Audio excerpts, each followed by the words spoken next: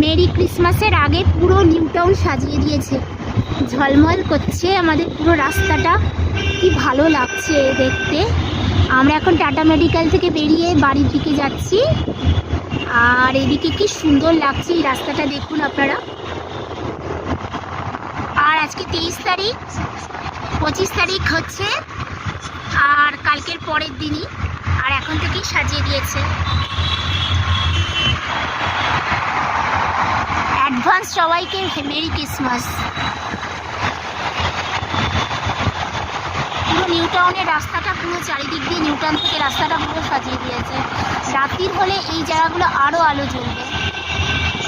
এখন সব আলো জ্বালায়নি, এখন সন্ধে মানে পুরোপুরি হয়নি, কিন্তু হবার পরে পুরো আলোতে আলোকিত হয়ে যাবে।